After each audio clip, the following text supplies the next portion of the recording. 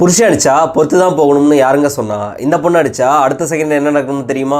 இன்னைக்கு cinema of the டேல 2022ல மலையாளத்திலேருந்து ஒரு டார்க் காமெடி ஆக்ஷன் த்ரில்லரா ரிலீஸ் ஆன ஜெய ஜெய ஜெய ஜெய ஹே படத்தை பத்தி தாங்க பார்க்க போறோம். இதோட ஸ்டோரி பாத்தீங்கன்னா, தர்ஷனா சின்ன வயசுலேருந்தே அவங்க ஃபேமிலியால ரொம்ப ஸ்ட்ரிக்டா வளர்க்கப்படுறாங்க.